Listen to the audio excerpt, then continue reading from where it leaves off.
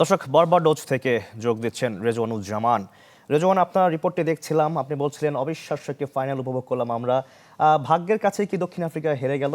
সবকিছু মিলিয়ে কি বলবেন? না, এটাকে ভাগ্যের কাছে পরাজয় আমি বলতে রাজি নই। শাকিল, দক্ষিণ আফ্রিকার চেয়ে ভারত বেটার ক্রিকেট খেলেছে, ধৈর্য ধরে রেখেছে, শেষ মুহূর্ত পর্যন্ত আশা বাঁচিয়ে রেখেছিল। সেই জায়গায় তারা কিন্তু সর্বোচ্চ চেষ্টা করে ভারত চ্যাম্পিয়ন হয়েছে। দক্ষিণ আফ্রিকার কাছে সেরা সুযোগ ছিল, 30 বলে 30 রান। টি-20 ফরম্যাটে এটা আসলে কোনো রানই নয়, এবং যেখানে দুজন সেট ব্যাটসম্যান ছিলেন এবং উইকেট খুবই ব্যাটিং ফ্রেন্ডলি ছিল, সেই জায়গাটায় তারা আসলে কেন রিস্ক নিতে গেলেন, কেন হিট করতে গেলেন, কিংবা কেন পরিকল্পিত ক্রিকেট খেললেন না, সেটা আমার কাছে এখনো প্রশ্ন। আমার মনে হয় যে ভারত যে সুযোগটা পেয়েছিল দক্ষিণ আফ্রিকা তাদের হাতে তুলে দিয়েছে, সেই সুযোগটা তারা অবিশ্বাস্যভাবে কাজে লাগিয়েছেন। এবং আপনি লাস্টে সূর্যকুমার যাদবের যে ক্যাচটা, হার্দিক পান্ডিয়াকে ভারত কিন্তু শেষ ওভারে এনেছে অনেকটা বাধ্য হয়ে আমার মনে হয়েছে, কারণ সবগুলো বোলারের কোটা শেষ হয়ে গেছে, পেস বোলার আর কেউ ছিলেন না।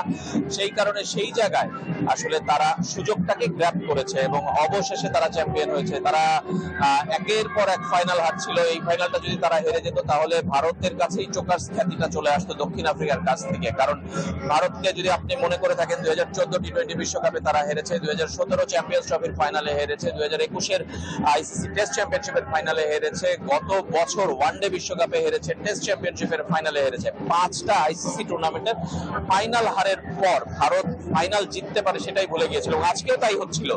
একদমই শেষ মুহূর্তে তারা আসলে টার্ন নিয়েছে, এবং এই ম্যাচটা দর্শকদের জন্য, যে দেশেরই হোক, যারা ভারত সাপোর্টার তারা তো বটেই, যারা অন্য কোনো ক্রিকেটকে ভালোবাসেন, শুধু অন্য কোনো দেশের সমর্থক, তারাও কিন্তু উপভোগ করেছেন। আমার মনে হয় যে একটা পরিপূর্ণ ফাইনাল দিয়ে একটা টুর্নামেন্টের সমাপ্তি ঘটলো। এই টুর্নামেন্ট নিয়ে অনেক ধরনের প্রশ্ন, অনেক কথা হয়েছে, অনেক ধরনের আলোচনা সমালোচনা, ব্যক্তিগত প্লেয়ারদের, দল নিয়ে, উইকেট নিয়ে, ভেন্যু নিয়ে, যাতায়াত ব্যবস্থা নিয়ে অনেক কথা হয়েছে। কিন্তু আমার এই ফাইনালটা শেষ একটা পরশ দিল পুরো চিত্রনাট্যে, যেটা আসলে মনে রাখতে বাধ্য করবে মানুষকে যে এই বিশ্বকাপটা সফল, এবং একটা দারুণ ফাইনাল দিয়ে বিশ্বকাপটা শেষ হলো, যেখানে ভারত 7 রানে জিতেছে, চ্যাম্পিয়ন হয়েছে, 17 বছর পর টি-20 বিশ্বকাপের শ্রেষ্ঠত্ব মুকুট ফিরে পেয়েছে। শাকিল, জি, ফাইনালের মতোই একটা ফাইনাল আমরা উপভোগ করলাম। রেজওয়ান, আপনাকে অনেক ধন্যবাদ আমাদের সঙ্গে যুক্ত হওয়ার জন্য। আমরা দেখতে পাচ্ছি টিএসসি থেকে যুক্ত হয়েছেন আমাদের আরেক সহকর্মী নাফিউল ইসলাম লিঙ্কন।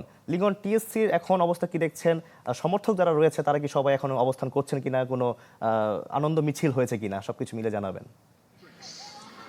শাকিল, রাত 8:30টায় এই টি-20 ওয়ার্ল্ড কাপের ফাইনাল ম্যাচটি শুরু হওয়ার পর থেকেই কিন্তু টিএসসির প্রতিটি জায়গায় দর্শনার্থীদের ভরা ছিল, এবং আমরা দেখেছি হাজার হাজার দর্শক এই খেলা উপভোগ করেছেন এবং খেলায় একটি প্রতিদ্বন্দ্বিতাপূর্ণ তারা বলে করছেন। আমরা শেষে অনেকের সঙ্গে কথা বলার চেষ্টা করেছি, তারা বলেছেন অনেকেই এখানে সাউথ আফ্রিকার সাপোর্টারও ছিল এবং একইভাবে প্রতিবেশী দেশ ভারতেরও সাপোর্টার ছিল অনেকেই, কিন্তু সবাই একটু আশান্বিত ছিল যে প্রথমবার সাউথ আফ্রিকা এত বড় একটি টুর্নামেন্ট, টি-20 টুর্নামেন্টের ফাইনালে এসে খুব কাছাকাছি এসে কিন্তু তারা হেরে গেছে, এটি অনেকের কাছে খারাপ লেগেছে। এছাড়া প্রতিবেশী দেশ ভারত এই টি-20 ওয়ার্ল্ড কাপে জয়লাভ করায় কিন্তু অনেকেই উল্লসিত, এবং সবাই, যেহেতু রোহিত শর্মা এবং বিরাট কোহলির এটি শেষ ওয়ার্ল্ড কাপ, টি-20 ওয়ার্ল্ড কাপ, তাই অনেকে চেয়েছিলেন যে ভারত এই ওয়ার্ল্ড কাপটি জিতুক। সবকিছু মিলে এটি প্রতিদ্বন্দ্বিতামূলক ম্যাচ এবং খুব শক্তিশালী দুটি টিমের ফাইনাল খেলায় সবাই উদযাপন করেছে, এবং খুব আনন্দের সঙ্গে টিএসসির হাজারো দর্শক কিন্তু এই খেলা উপভোগ করেছে।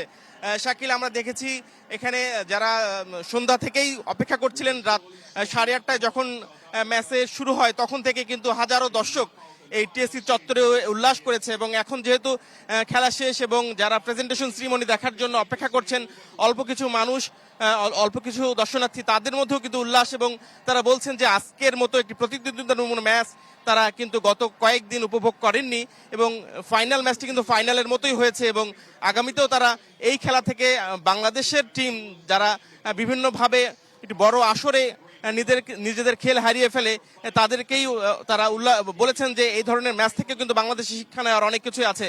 শাকিল, এই ছিল টিএসসি থেকে টি-20 ওয়ার্ল্ড কাপের ফাইনাল ম্যাচ শেষে আজকে সর্বশেষ খবর।